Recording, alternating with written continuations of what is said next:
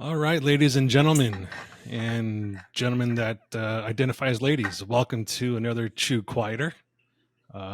This is, I think, What episode. what about ladies that identify as gentlemen? Yeah, well, welcome to them too, I guess.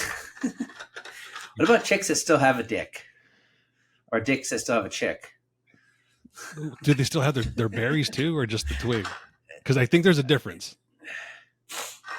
Well, do you have to lose the? Do you lose the berries and the twig, or do you lose them all together at the same time? I think if you're living in the days of Game of Thrones, then you would just be a not unsullied. So losing the berries, you become a eunuch. Yep.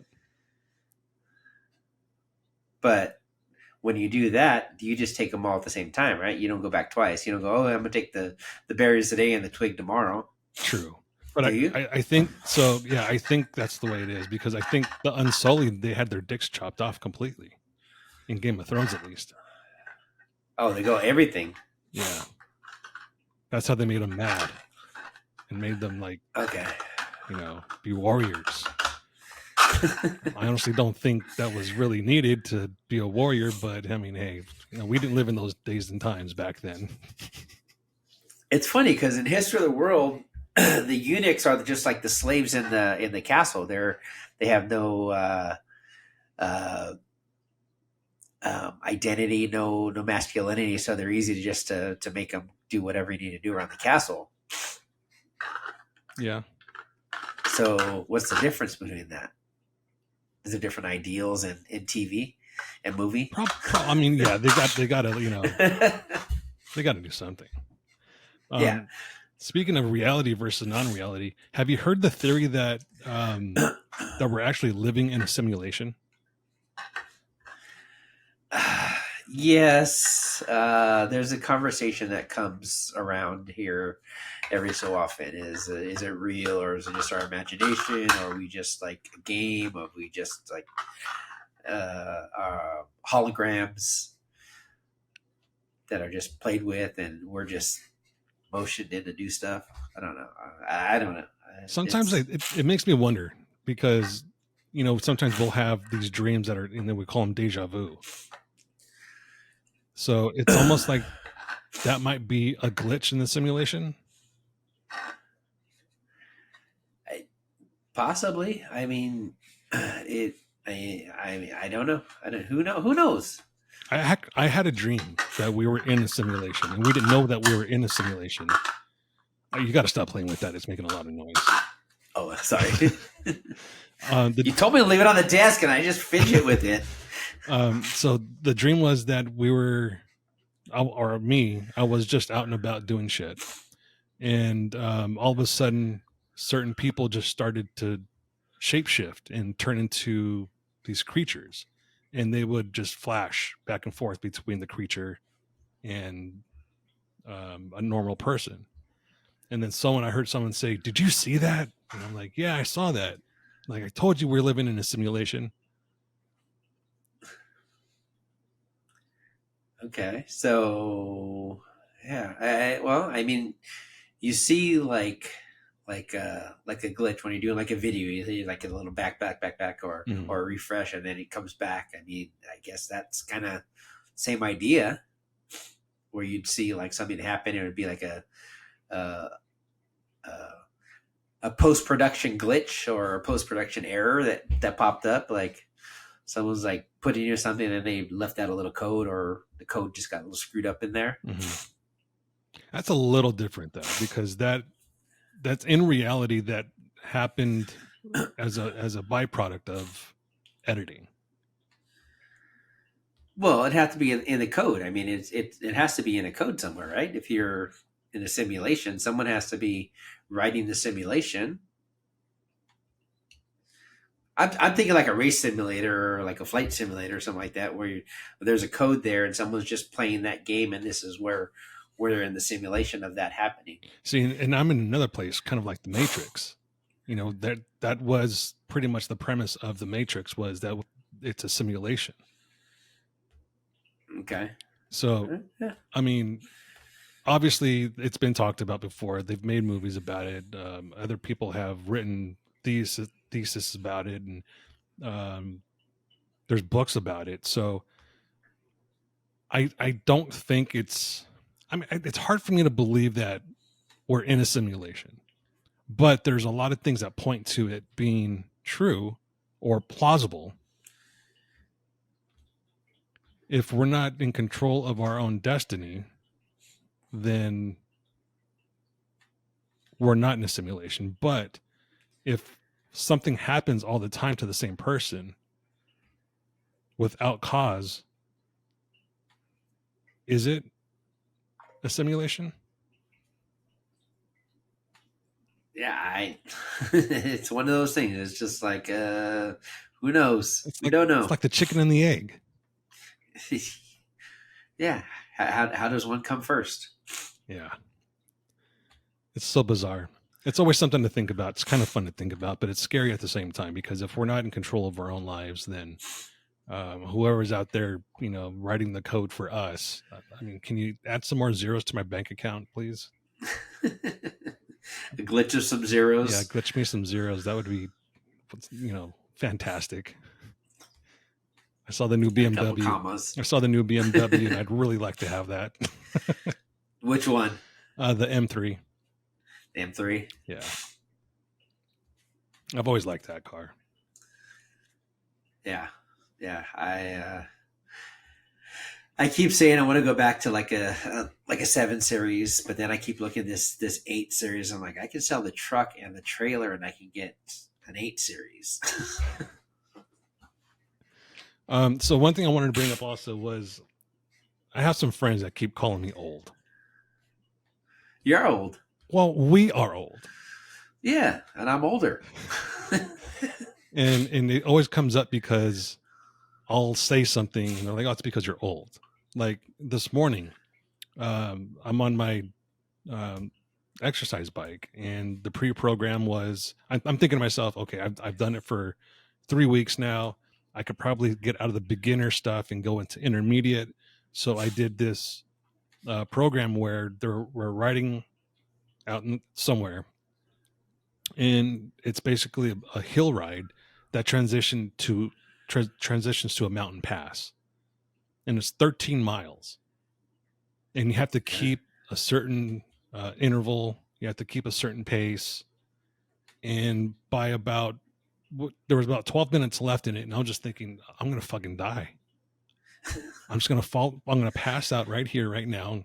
I'm gonna fall over with my feet strapped into the pedals. But you're on a stationary bike. Yeah. How are you gonna fall over off a stationary bike? Anything's possible in this simulation. Okay. All right. But yeah. Speaking of this bike, okay, here's one thing that's pissing me off about these programs. So it's the programs are from iFit, and the different ones have different people. The different programs have different people, and you can go either a country ride in the country. You can do ride in Moab with someone. You can do just a city ride. You can go into a studio where it's like a spinning class and that sort of thing. There's this one chick that does these programs, a trainer, and I'm sick and tired of her fucking bullshit. She'll be heading downhill, just not pedaling. Come on, guys, come on, keep pedaling. I'm like, bitch, you fucking pedal. I see your feet. You're not pedaling. You're just flat-footed. And then we'll be going up a hill, and she's like, just going at it, just, come on, guys, you can do it. I'm like, you skinny fucking bitch, shut the fuck up, I'm trying. But anyway, is this like a Peloton or something? Yeah, it's kind of one of those things. Okay. It's the bike is made by Proform. Okay. So it's a variation of the Peloton. The difference between the Peloton and this one is the Peloton is stupid fucking expensive. I went with like a middle of the road type bike that had good reviews on the programs and the training and all that stuff. So the difference is use iFit instead of the Peloton programs. Yeah, and the Peloton program is expensive too. I mean, the bike itself is expensive, and then the program the bike doesn't work without the program. So that was the other thing that I didn't want to have to fork out $30 a month on top of the Yeah, bike. top of what you already paid for the device. Yeah. Yeah, it's But yeah, it's tough. yeah, but So it's fun though, because I mean, I wake up in the morning, 5 a.m. Um, I don't have to wake up at 4:30 anymore because the bike is right there. So 5 a.m. I'm on the bike. I get an hour ride in. I'm doing at least 10 miles a day. I'm burning about 400 calories per bike ride. So just the simple fact that I don't have to go out in the morning when it's fucking cold like it has been over here. yeah, just jump on the bike and go. Yeah. And then I also just spent a little over $300 on some home gym equipment. So I'm turning my space in my garage into a free weight session area. So I bought a bench, I bought some barbells, some plates, some dumbbells, and probably quit my gym membership or pause it and then start transitioning from doing my hour bike ride and then going into the garage for an hour and work out in the garage for an hour. How close is the gym to your house now? Oh, it's less than 5 minutes away. Oh, see, that's nice. This I have no options here that are like that close. I think the closest one is Anytime Fitness, and it's a little teeny little place that's next to the grocery store. That's not great. Mm-hmm. I just did the Planet Fitness 1 year. They had a special when I signed up. It was 1 year, one time charge of $99. And The full year. yeah, and you go as much as you want, but you have to go to just that one facility. You can't go to different facilities, which is fine because the closest one, the second closest one is 45 minutes away. So it's not like I'm going to be going to that one anyways. Yeah, that's the Planet Fitness is like 30 minutes away from here. They just opened an EOS Fitness that's about 20 minutes away, but I joined it and it's so packed there. It's like I might as well just walk from here because there's no parking anywhere up there anyway. Mm. Yeah. So, anyways, back to us being old. There's certain things that I always remind my friends about, and they're like, I wasn't born yet. Or even my wife, I'll say to my wife, we'll be watching, Breaking 2 Electric Boogaloo is on HBO now. Oh, really? Yeah. And I looked at the date on it. I was like, 1984. I'm like, you weren't even born yet. And she's like, no, I wasn't. How much younger is she than you?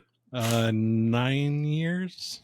9 years. Okay, Yeah, so you have the same step that Kim and I have. Okay. I'm like 8. We're like about 8 years. Yeah. So, let's take a trip down the old path a little bit. Do you remember when Subway used to cut their sandwiches and put the little V notch in the top of the bread? Yes. Yeah. Strip out that little V, put the meats and everything in there, and then put the little V wedge back on top. Put the wedge back in there, yeah, instead of the half slice, yeah. I wonder why they stopped doing that. Probably people getting cut. That's the only thing I could think of. I mean, there's I can't see any efficiency between a straight slice and maybe the fact that it's a round. A side slice is one slice. That is 2 slices back up and back. I don't know. Maybe efficiency. It was a little goofy though, wasn't it? If you think about it. Oh yeah. Oh yeah. The whole idea of it was weird, but I think that was what made it cool back then. I don't know. I haven't eaten a Subway sandwich in I don't know how long, but I remember back when I used to actually have the sandwich all the time. Do you remember Quiznos? Yes. I mean, it's not that old. We actually have a Quiznos here. Oh, there's one still open. Yeah, we still have a Quiznos here in Gilbert. It's actually by Rigid. Wow. I thought they all closed down. In Gilbert. And no, there's actually, what does it say? There are 1, 2, 3, 4, 6 of them. Actually, no. There are 3 of them, 4 of them that are still open in the Phoenix area. Wow. I had a friend that worked in the corporate office in Denver, and his office was only 2 blocks from my office at the time. So we would always meet at the corporate office restaurant, and he'd hook me up with a free sandwich and then give me a couple of vouchers for free sandwiches. So for like a whole year or so, that's all I had every day for lunch was Quiznos. I didn't mind. Yeah, that's no, Quiznos used to be good. I think we went there, and the sandwich was still good. I mean, it was actually really good considering that I feel like Subway is just garbage right now. And there's no way that I will go into a Subway and eat a sandwich from Subway unless like no.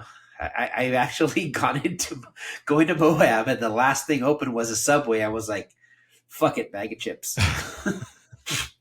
So no, even if it's the last thing available, I'm not eating it. That's one thing that I wish. But Quiznos is good. It's one thing I wish that the city that I live in is either an Italian deli or a Jewish deli. Jewish deli would be the best. Yeah, a fresh bagel, some schmear. Yeah, so we at least get that here. There's a Sidewalk Cafe. There's a couple other that do a decent boiled bagel. They do their own schmears, fresh with the green onion and other specialty stuff that they throw in there, which is pretty cool. I miss a good bagel and lox. Yeah. There's always a nice treat. Yeah, no, I definitely like one of my favorite things when I used to work for companies that were based in New York City is I'd fly into the airport like the night before and then get up and have bagels in the morning and then drive to the shop or the office, whatever. And that was like one of the greatest things ever. Come home with a dozen bagels and a pound of either lox or sable in my suitcase. It's almost like going to Tijuana, Mexico, just for the liquor, and then driving back over the border with 20 bottles of tequila that you got for $10. No, it's way better. Give me bagels and schmear. I don't want to even talk about tequila. I still remember the first time I saw a Corona in a brown bottle was in Mexico. It was a 24-ounce bottle. Oh, and the Kawama. Yeah. The whale. Yeah. And I think the first time I saw a Coronita, the little 6-ounce bottles, it was full of salt. And yeah, they take the cap and just poke the holes in it and put it on your cocktail. Yeah, they would just fill it up with salt and pepper or whatever, and that was your salt and pepper shaker. And I thought, I was like, oh, this is cute. I wonder where you get these salt and pepper shakers. My friend was like, you fucking idiot. Funny thing is, I have a set of those sitting in the cabinet somewhere, but they have a molded plastic top now that they fit over them, so you can. One is an S and one's a P. And you have to have rice in your salt. That if you go to a restaurant that has rice in the salt, it's authentic restaurant. Oh yeah. The old Mexican mom put that in there. Yeah. You can't have any clumps at the bottom. No. Do you remember going to a restaurant that would give you a little number for your table, and they would bring out your food, and they would look for the number tag? Yeah. Remember that very well. I believe there's one sitting on my desk here that I was playing with earlier. Yeah. So I used to steal those. So too. This is from Carl's Jr. in Montebello, right down the street from Sure High School. Yep. And it was one of the regular stops after school. And I don't know how many of those were stolen. I think driving down Whittier Boulevard on a Friday night, you'd see every other car would have one of those Carl's Jr.'s numbers on the dashboard. Yeah. And you either stole the year of your birthday or your code for your beeper. I don't know what I stole because I'm not a 64. I'm a 68. But and it's not even a 69. It's not even a cool number. It's just like one that I just fucking stole. I don't know. I wonder if people even remember that when you page someone on a beeper, you would have your own specific code to yourself. That way, if it wasn't you weren't paging someone from your home phone number, they would recognize that number by your code. It would always be like pound. Mine was 57, so I would always put the number and then pound 57. That's how my friends knew it was me. That's how I knew it was you, huh? I don't recall doing that. I don't remember that happening. Wow, really? That's crazy. Yeah, but I don't think I was really I think I had one, but I don't think it was till later, and I don't believe that I used it as functionally as I should have. So, I mean, going back in the day, I had a lot of friends that sold drugs, obviously, and I moved the product as well. So we always assigned numbers to people if they didn't have one, and that's how we knew that was that person also. So if I had a new customer, I'd be like, all right, what's your code? I'm like, oh, I don't have a code. All right, well, your code's going to be this. When you page me, put this code. Put this code in. I know it's you. Huh. Yeah. That's smart. Damn drug dealers. They're always the smartest. We weren't that smart. I mean, we would make the money and then go spend it on strippers and cocaine. Okay, what is it not smart at?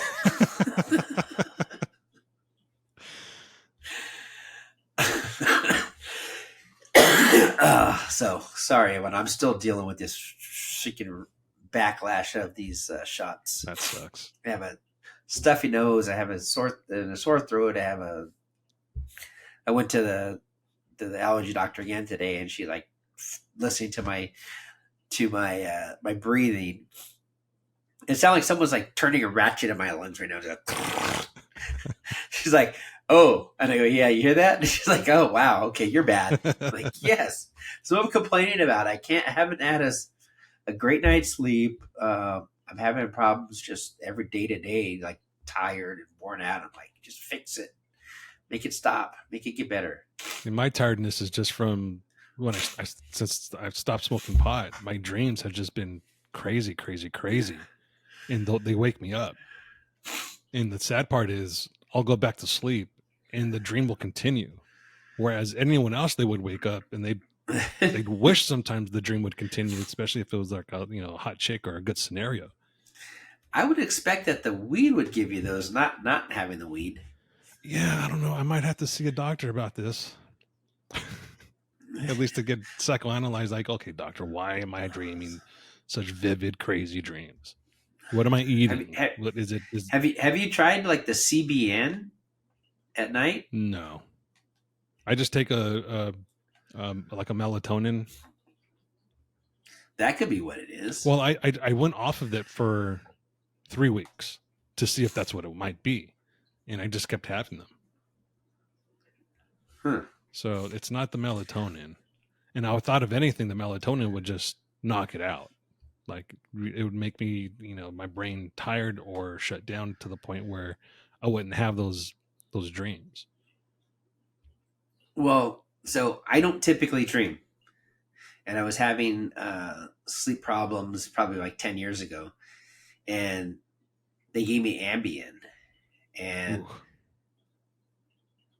it made me have weird, freaky dreams. I had to stop taking it because I was getting weird dreams from it, and it was just like I was changing how I was sleeping, so I was dreaming differently, having just weird dreams. I was like, I'm not doing that anymore. Yeah, when I hurt my... But I used to wake up in the freezer few times. I was told that I was at the freezer eating a It's It. Sleepwalking, right? Sleepwalking, yeah. Eating an It's It, sitting with the freezer door open in the light of the freezer, eating an It's It asleep. Yeah, that's what happened to me too. I would always have sleepwalking episodes from Ambien. Yeah. So I stopped taking the Ambien because I was like, fuck that. I don't need to be walking out in the middle of the street or something. Yeah. Apparently I just went to the freezer and got freaking ice cream. That I'm not a big ice cream because I'm lactose intolerant. So it's like, what are you doing? What's happening here? It's like, oh yeah, we'll do something you can't ever do. we'll take care of you. It's fucking drugs, man. But the CBN, I'm finding is the best thing for me to sleep. I might have to order some. I think I can order that and have it shipped here. Yeah, you should be able to find even a store that has the CBN sleepy pills. What's the difference between? Obviously, it's the compound, but the difference between that and the CBD. I have no idea.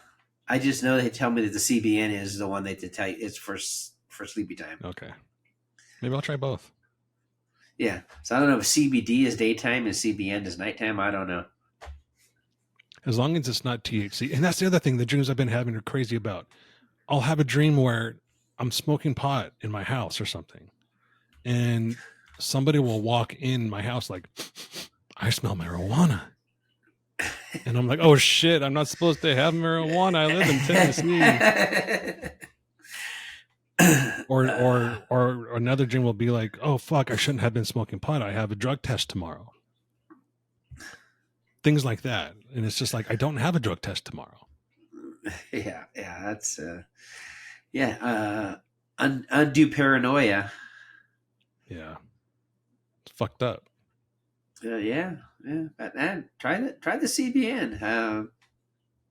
It's helped me. I wonder what the drugs were on. Did you hear about this guy at Disneyland that got off of the ride at It's a Small World? The naked guy got naked and started going around inside the ride. I wonder what he was on. Magic mushrooms, probably. A couple of caps, a couple of stems. Yeah, something. Just wanted to be in the ride. It's like, oh wow, this is my people going in. I mean, I've done that before, but I didn't get naked. I mean, we jumped out of the boat. I'm sure many people have done this before. You just jump out of the boat and just like walk around in there, and then just get back in the boat. Yeah, I can't imagine you could do that without being tackled and arrested by security as soon as you got off the ride. Well, these days, no. But I mean, again, we're old, and this happened in the 90s. Yeah, back before the internet and digital cameras. Yeah, we used to be able to do that shit. Yeah, I used to take the full advantage of It's a Small World being dark and a slow ride, and meeting girls at Disneyland. Hey, you want to go on this ride? That was like the undercover code for you want to go hook up. I thought that was Pirates was the one for that. That one too, because it was dark. That's another one. Yeah, Pirates of the Caribbean. It's a Small World. And then at Knott's Berry Farm, you did the Legends Before Time ride, the dinosaur one, and then the log ride. And there was one more at Knott's Berry Farm. I think it was in Camp Snoopy. You remember Camp Snoopy? That just sounds wrong. Camp Snoopy's for like kids, like little kids. That just sounds wrong. Fuck it, man. You had to do what you had to do. I guess so. When I was a teenager, it's kind of like being a kid. I acted like a kid. Same thing. Yeah. Camp Snoopy was actually kind of fun. Yeah, it was. Just a little freaky. I just heard the company that owns Magic Mountain, which is I think Six Flags. They bought Knott's Berry Farm, or they merged, or something like that. Really? Yeah. Huh. That'll be interesting. Yeah, that's I better go before anything changes. Do you remember at Knott's Berry Farm they used to have K-Rave? No, I never went to the K. I think we talked about this before. I never did the K-Rave. So the K-Rave was once a year, usually in the summer, and they had it in an auxiliary part of the park. And it was after dark, and it was just basically, this is when raves were like really starting up in the 90s and kind of becoming a fad. And they had numerous DJs, and it was all techno music, drum and bass, that sort of thing. And I went to a few. They were okay. I mean, they had to tone them down, obviously, because it was Knott's Berry Farm, but Um, yeah, um, it was a good time. Oh, all right. Well, you don't want to look up K raves now because apparently K raves is a company that produces gay friendly parties of all sorts, and any Ooh, portion to the process for posting. So hey, I'm like, okay, that's not the same thing. yes, yeah, All right, let's see. yeah. Do Knott's Berry K Farm K rave, rave. That way. K rave, the documentary. Oh, really? Yeah, apparently on Facebook there's a K rave the documentary. There's a movie. On New Year's Eve in 1992, Knott's Berry Farm hosted K-Rave, a giant rave featuring performances by techno groups and music by area's top DJs. Let's see, what does this say? That'd be interesting. Area's top DJs at America's first theme park with 18,000 people in attendance. Well, I didn't think there was. I wonder if that was a one-time attendance record or if that was overall, because that's a lot of people Uh, for that area. it says on New Year's Eve in 1992. So 1992 New Year's Eve, I was not there. I know that for a fact. Let's see. I don't know where I was, but I wasn't there. I remember. Yeah, I remember New Year's Eve 2000. We were at a friend's house party, and this is when everyone thought the world was going to end because they didn't have the code to actually have things roll over to say 2000. Do you remember that? Yeah, that was the 1999 glitch. Yeah. That I believe that's the New Year's we went to Big Bear. A bunch of us went to Big Bear. Like, screw it, we'll be where we're in the middle of nowhere, so we could just run to the forest to be forest people if it goes crazy. Yeah, because everyone thought the power grid was going to go out, and so what? I had this great idea, and I had it planned with one of my friends. No one else was in on it. So as the countdown started, we went outside to the breaker. And as soon as they said, 1, 3, 2, 1, I hit the breaker and all the power shut off in the house. And people started screaming and freaking out, thinking, oh shit, the world's going to fucking end right now. Oh, jeez, that was a good time. That would be the psycho thing to do. Well, I think it was the cocaine that gave me the idea. And the hook and the strippers. No, I didn't have any strippers at that party. I think I had a girlfriend during the time.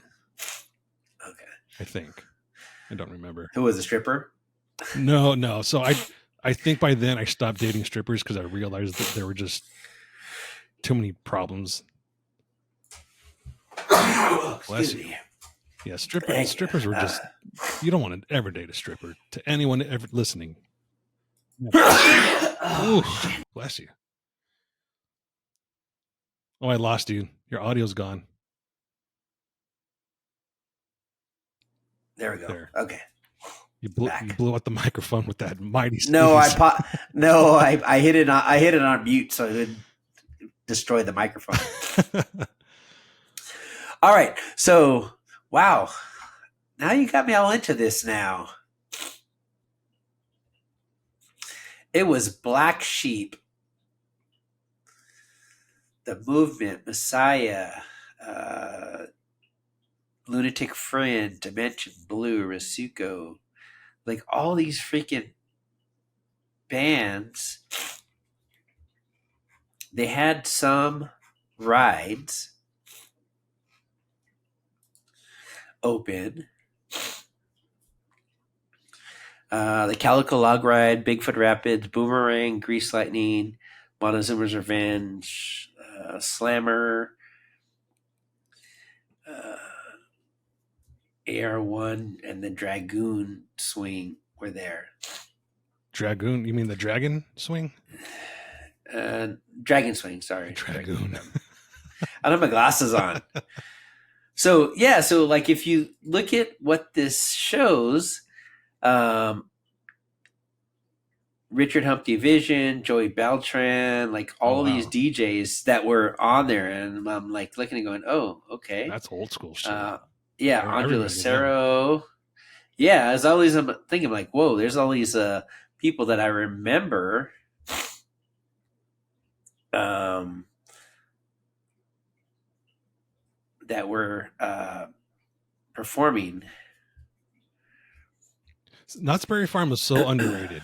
I mean, they had the K rave, obviously, that we just talked about, and then during Halloween they had Not Scary Farm, which what they did was they had the normal park open during the day, and then just before dark they shut down for I think 2 or 3 hours, and they prepped the entire park to have haunted shit going on. They set up mazes.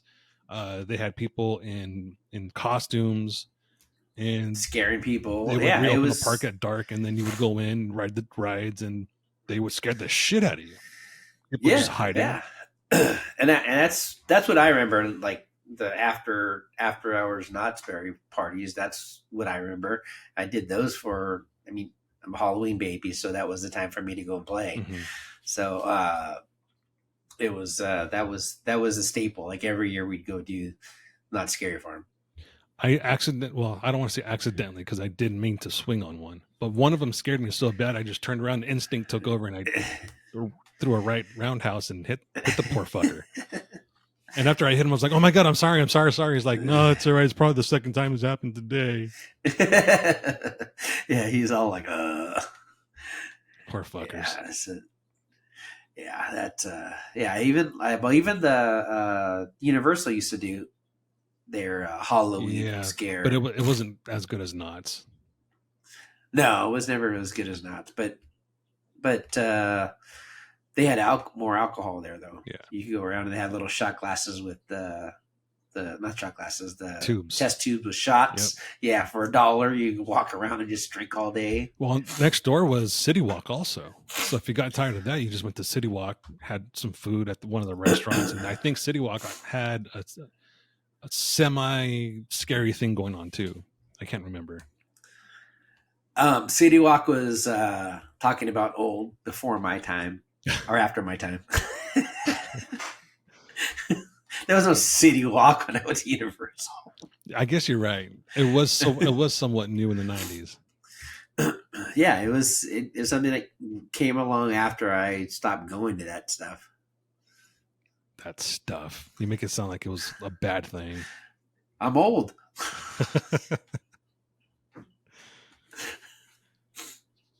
I don't think we're that old, to be honest, because I've seen this guy walking down my street. He walks every day.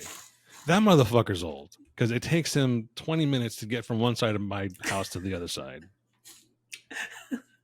Hey, but he's still doing it. Props to him. Yeah. Props to Pops. No, but I mean, so many different things. So when I went to California for Expo, I stayed at my parents' house, and I got up. I think it was like Thursday morning. I got up and I was like, I want JNS. So my dad and I got in the truck, drove to Montebello. You know where JNS is, right? No. At right on Garfield, just south of the 60 freeway, at the entrance to Quiet Canyon. Okay, yeah. On the bottom of the hill, there's a little fast food takeout place, Mexican food, burgers and stuff. There, they have the absolute best breakfast burrito in the world, in my eyes. There's never been a burrito that touches that. What about Gilberto's in Moab? No, Gilberto's is good, but that doesn't touch what JNS is for me as far as a breakfast burrito. And it's weird. I had one and I'm tasting going, okay, it's good, but it's not incredible, but it has this history in my mouth where it's the best thing in the world. And I always look up to the breakfast burrito is the JNS burrito, and it's just whatever. So, history in your mouth.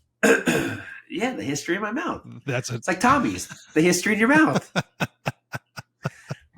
Right? I mean, I guess so. I wouldn't put it that way. That just sounds like you dug up George Washington and put one of his bones in your mouth or something. Well, whatever. Whatever floats your boat. Yeah, whatever floats your boat, whatever. But driving down the 605, like I remember we lived in Monterey Park at the right there across the freeway from Quiet Canyon. I could actually see Quiet Canyon from our backyard. Look across the freeway and see it at the top of the hill.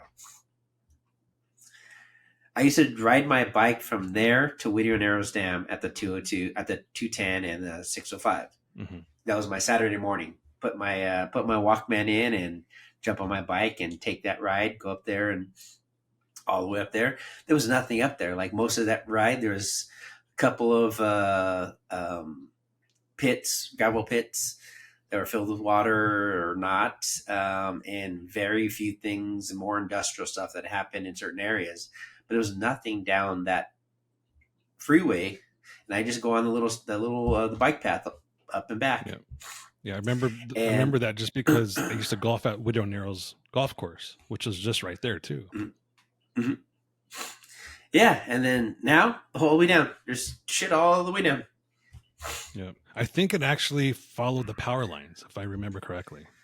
Mm-hmm. Yeah, yeah. You're in that. There's the waterway is there, so you have the riverway that's down there that you go in and out of, and then there's the pathway, and then the power lines go down on that side also.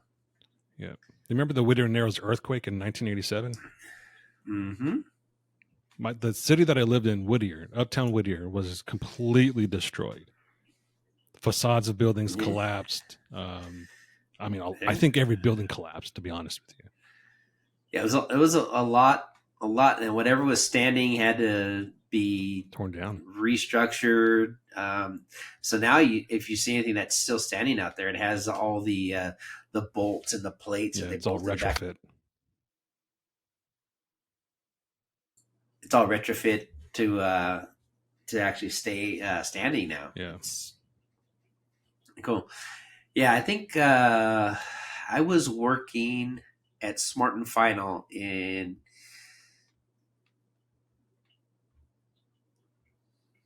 East LA. Oh, I was hoping to say Santa Fe Springs. I'm like, I remember that one. I used to go there. I wonder if I saw you. No.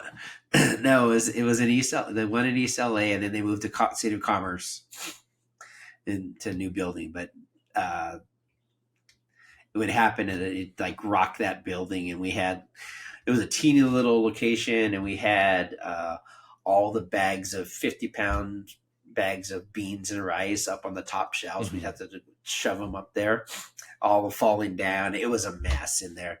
I think it took us like 2 days to get all the Coke. Remember the Coke syrup boxes? Yep. All those fell off, stacked off from the shelves. So we had Coke syrup everywhere. So yeah, it was a mess. We were going down there, bringing us pallets of cat litter to drop in and kind of absorb some of it. And then it was disgusting. Yeah, that was a bad time for that area. But I think at the same time, that same era, that's when WWF started to become super popular. I think Randy Savage, Macho Man, Jimmy Superfly Snuka, Hulk Hogan, obviously. Who was that one? There were a couple of guys, brothers, that they had the spikes on their shoulders. The Barbarian Brothers. Is that what they were called? I think it was the Barbarian Brothers. Little Ric Flair. Well, Ric Flair wasn't WWF. It was WWF. He was WWC or something. Yeah, that was older. Yeah.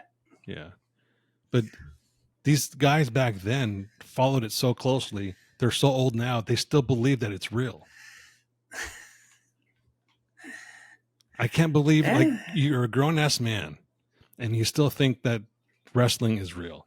I mean, what they're doing, the athleticism and taking a beating, all that, sure, that's real. But you're getting... It's well scripted. It's all scripted, and they're thinking, I can't believe he got robbed of the Intercontinental Championship. It's like, no, dude, I can believe it because that's the way the script was written. Yeah. What was I just watching?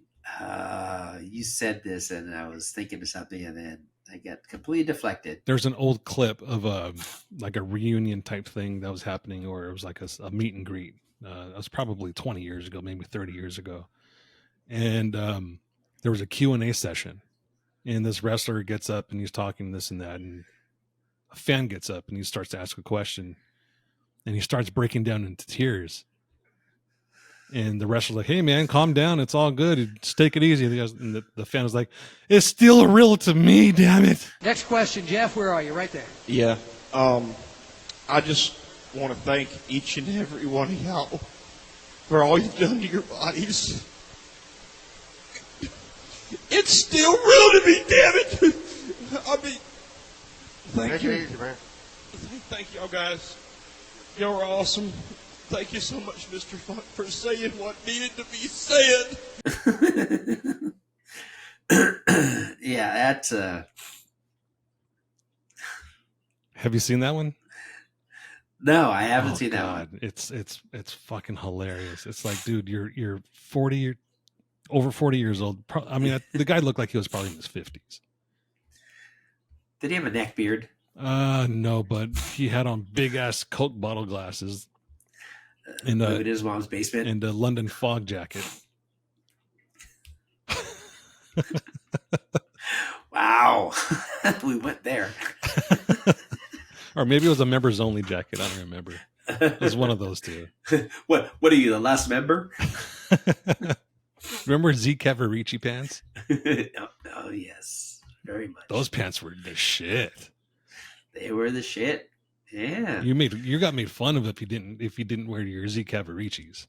You got made fun. You really got made fun of if you got the knockoff ones. The fake ones. Yeah. Yep. Yeah, you got to have the little label down the zipper. Yeah. And then I think Bugle Boy, who I think Levi's made the Bugle Boys, and Bugle Boy tried to rip off that style. They got more of a parachute-y type pants, a little more softer, but look more like a parachute pants. Yeah. There used to be a Bugle Boy store in Rosemead, and I swear all the shit was just knockoffs, because you can go get like a pair of pants there for like $10. Probably still can. And everywhere else is there. It's not there. It's I don't know what it is now. But back those days, so I mean, old, mid '80s, Yeah. going down to downtown to the Garment District. Oh man, yeah. And you go up and down these buildings and just like try to find out who had the deals, who had the best. Most of them knockoffs, just made wherever they were. They're cheap. Mom, take me down there and give me my budget and figure out what you're going to buy, and blow your budget on a fake Yes jacket for $40. Do you remember the commercial for Bugle Boy? It was just a guy walking down the street. He'd pass a girl, a woman, and she would stop him, turn around, and she'd say, "Are those Bugle Boy jeans you're wearing?" And then he would just like give a smirk and keep walking. And that was the commercial. Do not recall that. Holy hell. So that was the thing in my school at the time, was they were always making fun of, the girls were always making fun of that commercial. And so it got to the point where I'd be like, "Why? Do you want to blow the bugle?"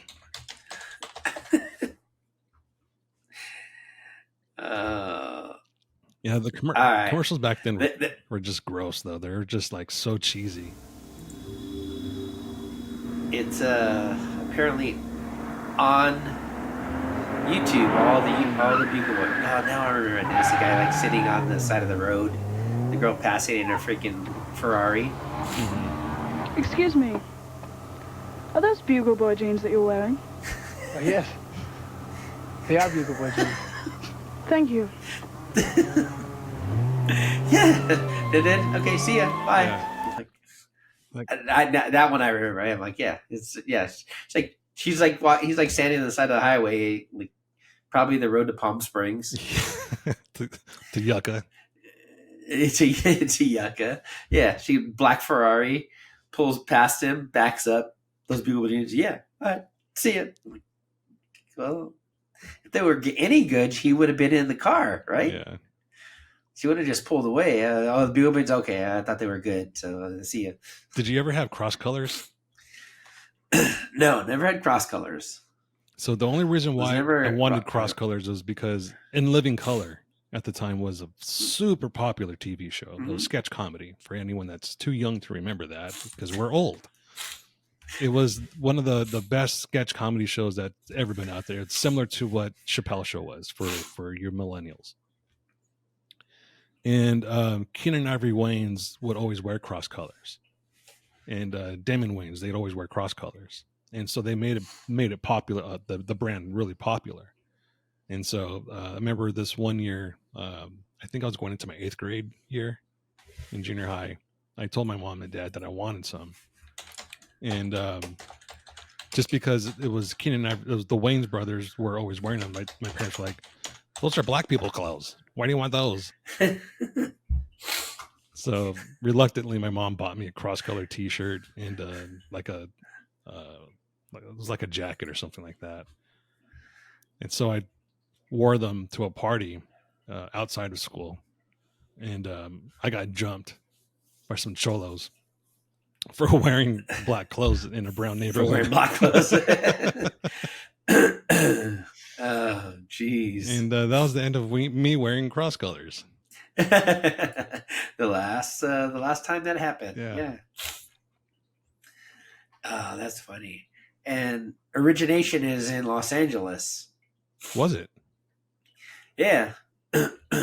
Cross colors was the brainchild of Carl Jones, the entrepreneur who studied fashion at Otis Parsons School of Design and Trade Technical College in Los Angeles. Then worked in various fashion enterprises before starting his own shirt shop. Yeah.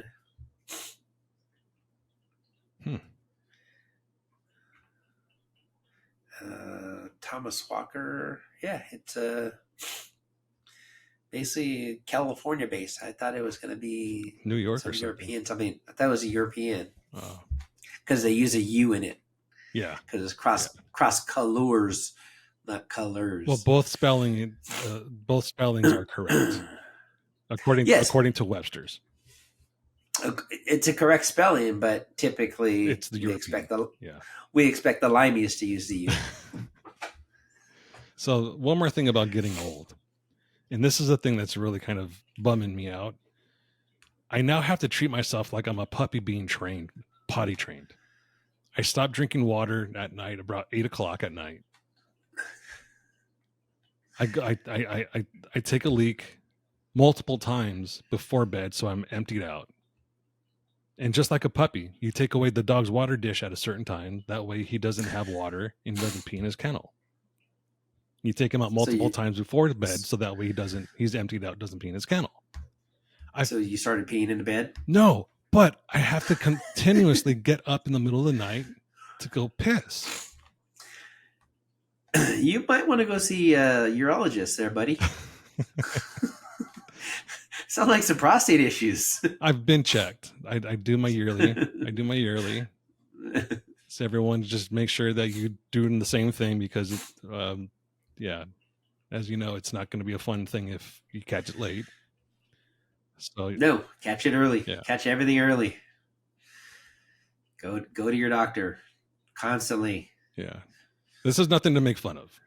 I mean, but we use it as a reminder, as a we joke about certain things, but there's a serious reminder that your health is important. And I have a lot of friends that refuse to go to the doctor, and I was like that. And the past 20-some years, I don't know, when did I meet Kim? 20-some years. She makes me go to the doctor all the time, and I have multiple doctors now. Yeah, I remember the first prostate exam that I had. I was very uncomfortable. I was very nervous. And my doctor made it kind of funny to, just take, my mind off of it and, Kiss you on the back of the neck? No, but he did the glove on and just snapped the glove. He's like, "Are you ready?" And then he lubed up his entire hand. And I was like, what the fuck? He's like, just kidding, just kidding.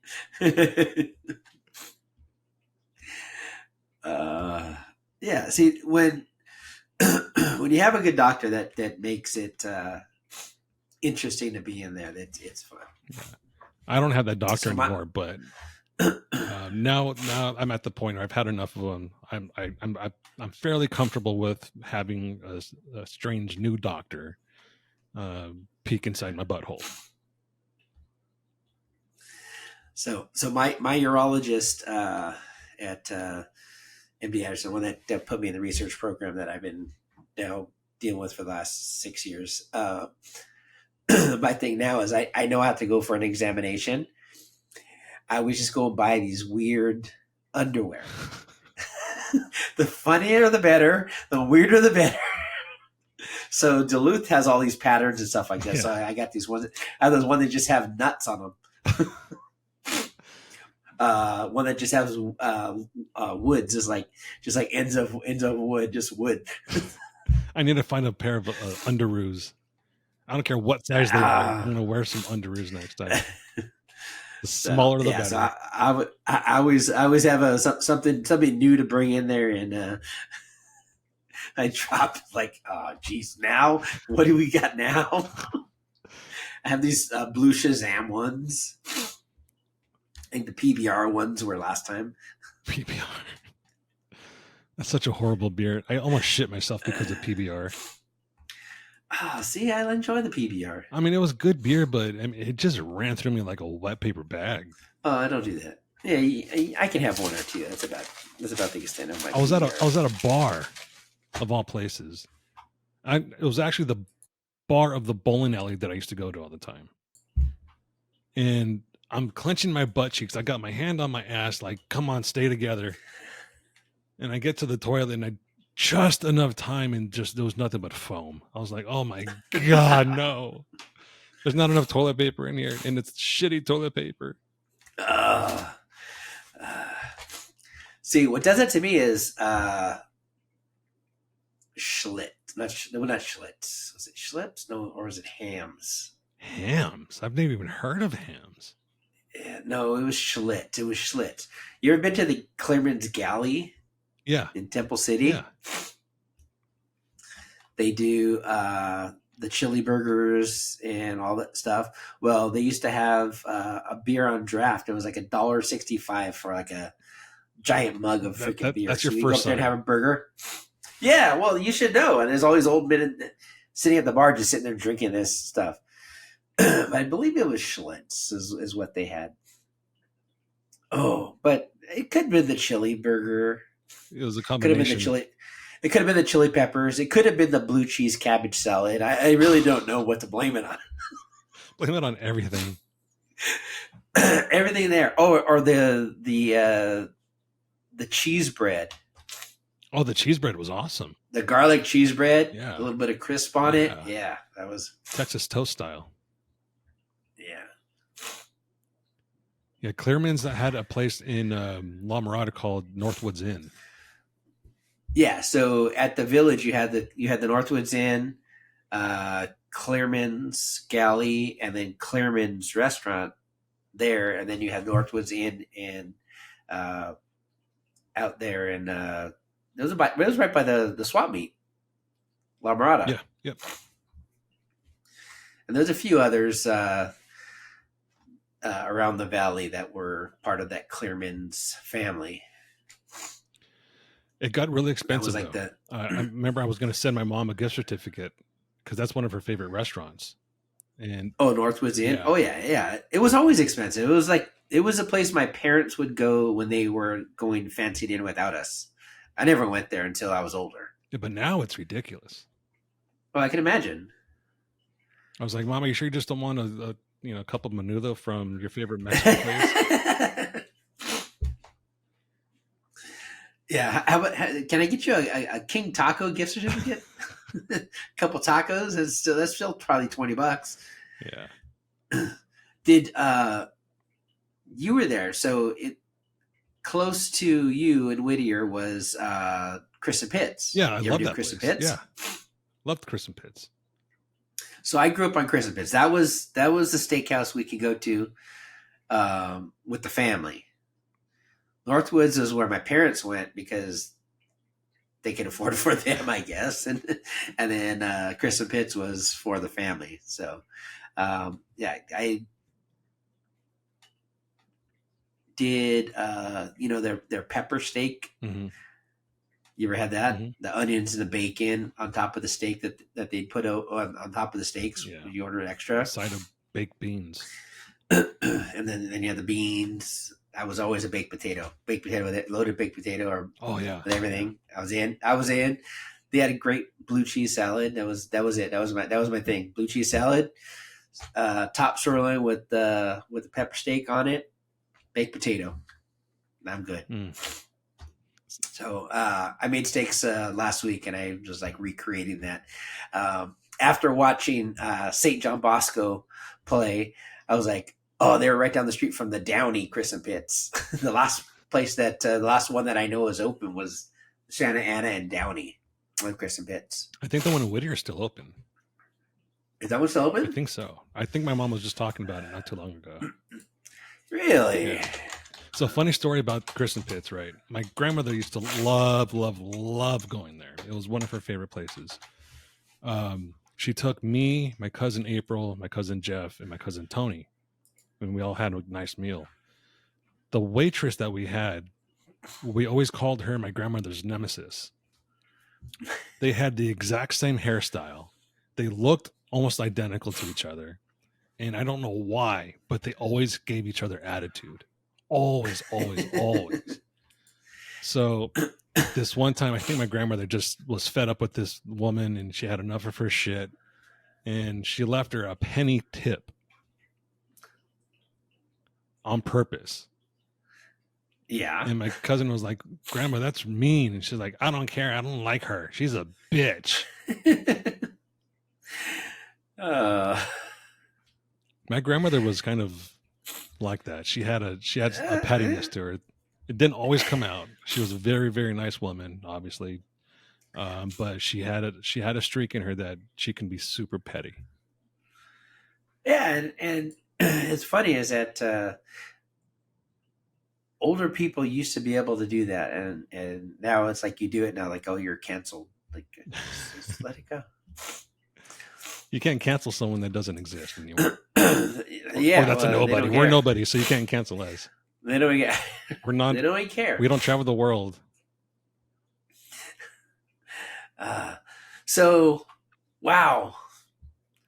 Crescent Pits, 2 locations only exist now: Downey and Bellflower. Really? Yeah.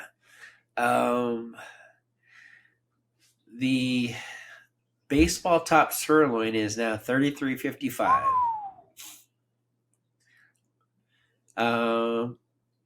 Gourmet pepper recipe maybe added for $4. Wow, there used to be $1 add-on.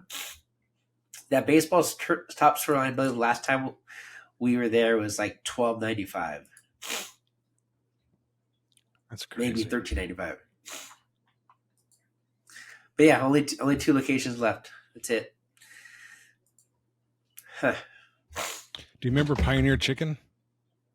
Yes. Do you remember O.J. Simpson was a part owner of that chicken franchise? I don't recall that O.J. Simpson was a part owner. Yeah.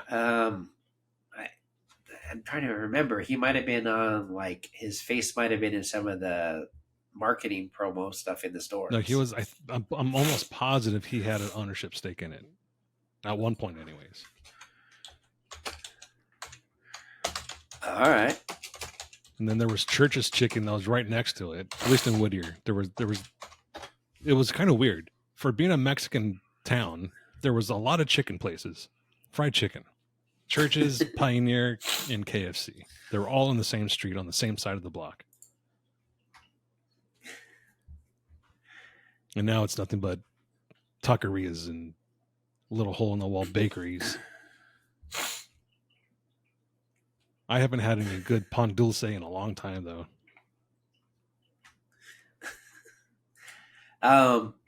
Funny thing.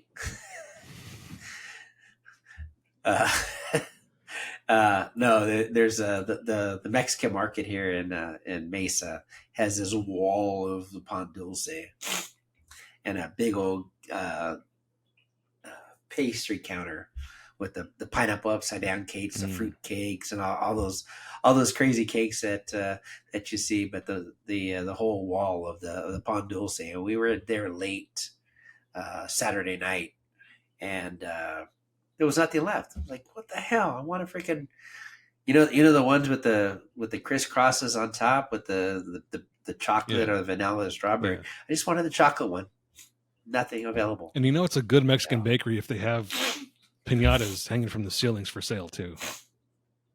Oh yeah, people don't know that. Definitely. There's signs. Yeah. There's signs to good Mexican food, and if you're going for a Mexican bakery, look for piñatas hanging from the ceiling.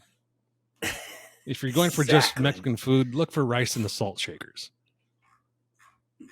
Yes, and you have 100%. And also the decor.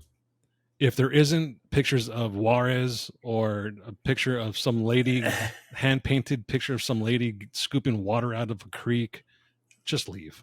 It's not going to be good. Yes, you have to have the hand-painted mural. Yes. The pots hanging from the rope in the corner with the paintings on them. Yeah.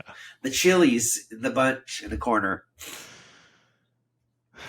All that. That's what you need for a good restaurant. See, this is the time of for our listeners to be proud that we're brown people that know this much information that we can hand off to everyone else. Our gringo friends are loving it right now. They're like, great, now I know where to go. Yeah, you walk in and there's a mural, stay there. Yeah. If the chairs are painted at the mural to match like the decor, even better. Mm-hmm. If you go into a booth and the booth's falling apart and there's a sag in the middle of the cushion, you want to stay there. Yeah. Don't leave. That's not a sign that you need to leave because it's dirty. No, it's a sign you need to stay there because someone's been sitting in that seat for the last 30 years enjoying the deliciousness that gets pushed out of that kitchen. Stay there. And if the staff does not speak English, stay. Stay. Yeah. Yeah. Don't worry about it. They'll bring you your food. You just point to the menu and go, I want this. They'll take care of you. Yeah. And remember, if they call you puto, that just means that you're a nice person. Yeah. Yeah. And if they think you're really cool, they'll call you culo. Yeah. There's a whole science to this. Yes. Come on. You're so cool, they'll call you culo. Don't worry about it. And make sure you call them maricon. If you don't call them maricon, they consider that being rude. It's rude. That's like spitting on the food for the chef. We're gonna get someone fucking kicked out of somewhere.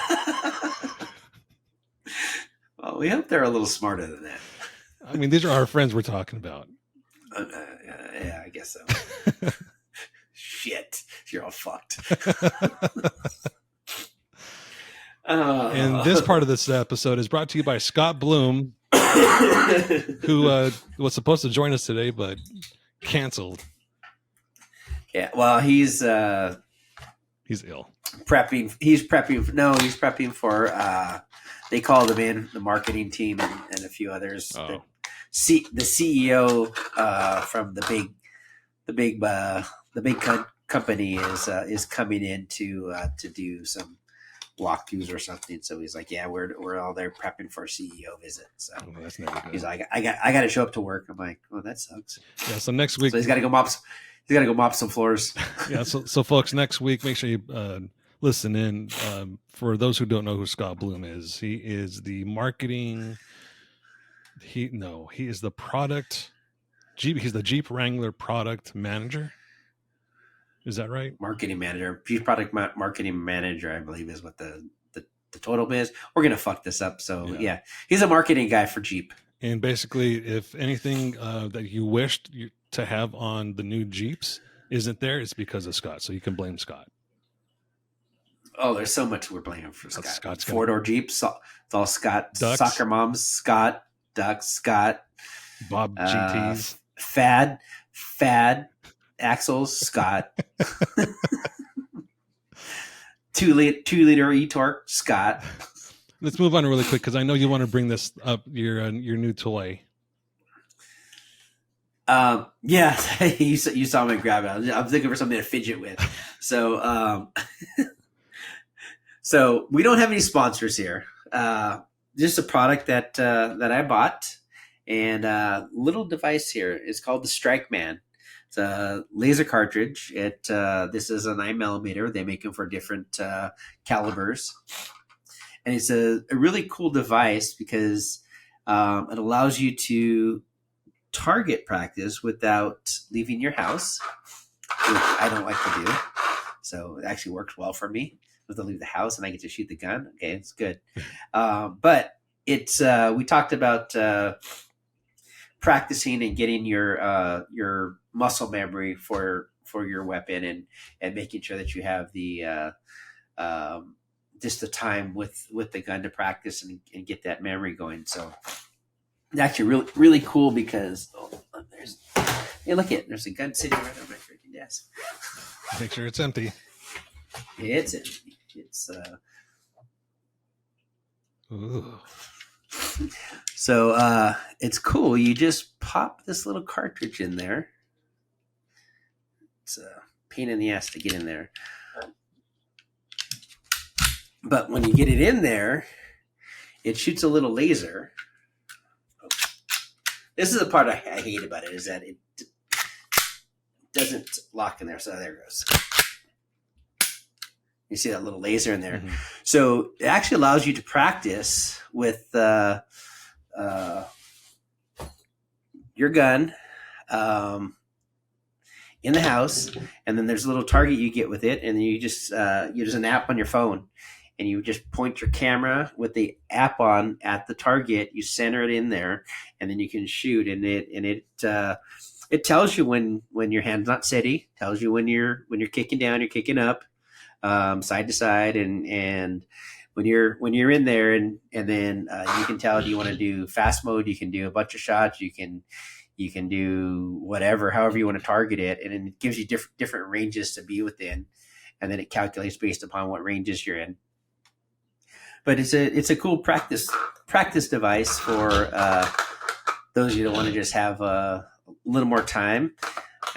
They were on sale. It was like $80 or $70, something like that, delivered to my house. And it was here in like 4 days. It's pretty cool, and I've been enjoying playing with it. I have one similar to that. It's made by Mantis, and it attaches to the underside of your gun using the rail. And it's an app that's proprietary, and it's very similar. It tells you if you're jerking the trigger, if your finger placement on the trigger is incorrect, and it's all dry fire practice. Mm-hmm. So yeah. I encourage, just like Armando, is anyone to keep practicing dry fire, even if you don't have one of these devices at home. Dry firing at home, just put a penny on your sight and make sure that penny stays there, and that's how you know you're. One way to know that you're doing it okay. If that penny falls off, you're probably jerking the trigger. But the best practice, obviously, is to go to the range, because nothing will replicate recoil. Yeah, no, you're definitely not getting that. It's just for me, it's just that holding the gun, continue to be on the gun, continue to have that muscle memory built. That I don't shoot this enough, and if this is making me shoot it more, mm-hmm. which is good. Yeah. I mean, yeah, definitely. I prefer to have a live round in it, but if this gets me putting more time with it, then I'm good with that. Mm-hmm. For sure. So, yeah, it's a cool little toy. We like toys. I actually have little fidget spinner things, toy that when I'm on conference calls that last more than 30 minutes, that thing comes out all the time. It's just yeah. I'm usually have bigger toys. I have the tractor here, so I've been playing with the tractor. So that's like ultimate big toys is a tractor. Get a tractor at home, and it's just like, whoa. And it's just a little tractor, this one, but when I get to play with the bigger ones, it's even better. Yeah. All right, I guess we'll wrap it up from here. Cool. Thanks for listening, everyone. Yeah, come back See next you week. next time. Yeah, hopefully next time we'll not talk about our age so much, and people can stop making fun of us for being more wise than they are. I don't know about wise, Yeah, just yeah. aged, more aged. Yeah, wrong term. Oh well. All right, Aged. all right, folks. Thanks for listening. See ya. See ya.